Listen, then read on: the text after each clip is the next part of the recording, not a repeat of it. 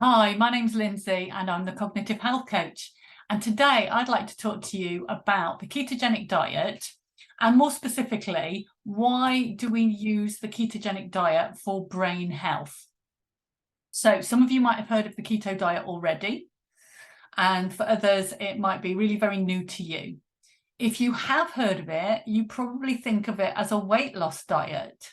It is true that a lot of people use this diet or something similar to lose weight. If you don't have any weight to lose, don't worry. We can do this diet without any weight loss. We just make sure that we are balancing your calorie intake really, really well. Okay, so why the ketogenic diet? Well, the answer to that is that as we age, our brains become less able to use glucose as an energy source. And in a defensive move, if our brain isn't getting enough energy, it shrinks back a little bit and we start to notice symptoms like not remembering things as well, and maybe having some brain fog. And when our brain gets into a defensive mode, it tends to forget the most recent things. It tends to pull back on things that aren't that important, the little day-to-day things. So, if you can't find your keys, or if you keep walking into a room and not remembering why you got there, then those things are not that important. The brain is never going to stop us forgetting the really important things first. So we need to know who we are and what's important to us and who are our loved ones, what are their names. These are the things that we'll hold on to for longer. Anyway, using a normal Western diet, if our brains become less able to use glucose, they will, as a defensive move, cut back a little bit and we start to notice some memory issues. Many years ago, as we were first evolving as human beings, the way we used to live, we were very metabolically flexible. All that means is that our bodies and our brains could use glucose as an energy source or fat. And in fact, what we used to do is we would change seasonally. So during the summer, we'd be eating lots and lots of fruit. There'd be fruit everywhere. We'd be taking in all that sugar and laying down huge fat stores that would help us see over the winter. And then over the winter, when sugar was less available and simple carbs were less available, then our bodies would switch to burning fat for energy, and our brains will be using fat and ketones for energy. What we're doing with the ketogenic diet is simulating that approach so that our brain can use fat stores or fat that we are taking in as part of our diet, using ketones to do that, to give our brains energy. And in fact, given a choice, our brains will prioritize ketones and fat stores for energy before glucose if it had the choice. And if you think about it, our brains are made up primarily of water and fats. So it's hardly surprising that our brains prefer to use that as a source for energy. So that's why we use the ketogenic diet. Let me show you something to compare the results of two different people who both went on diets, but very different kinds of diet.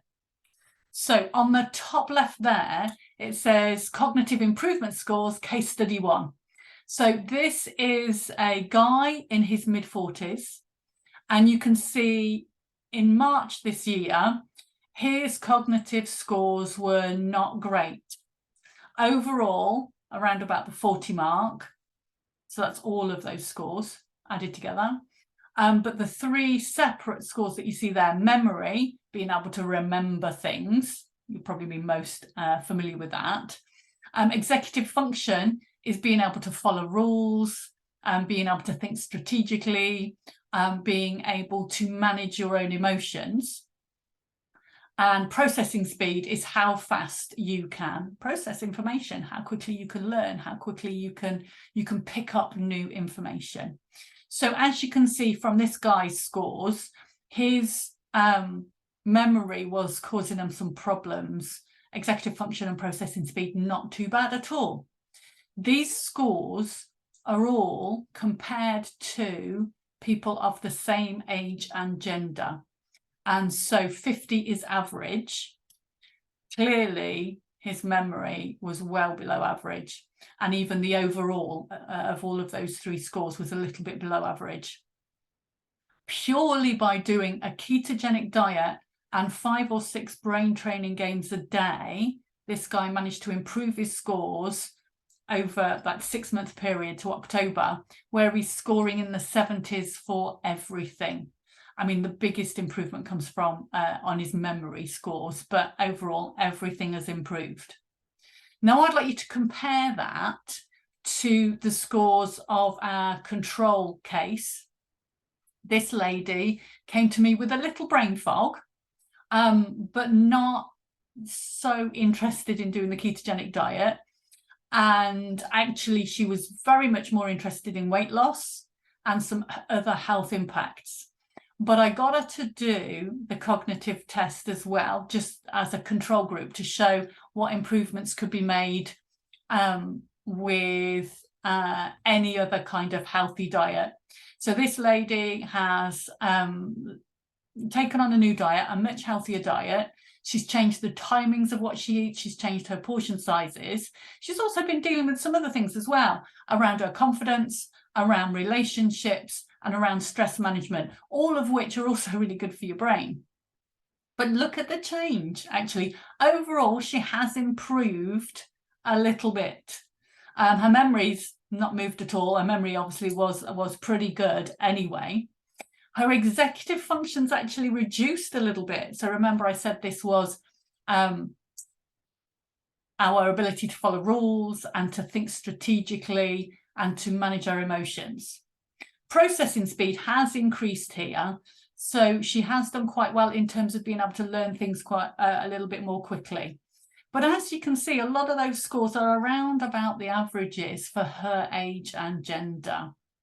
So I wanted to show you these two comparisons just so that you can see the difference between doing a ketogenic diet and a generic healthy eating plan and the effect on our brain health. I hope that really helps you to understand why we're proposing the ketogenic diet as part of the Bredesen protocol for brain health. I'll be back tomorrow and I'll talk a little bit more about what is the ketogenic diet. But for now, that's me signing off.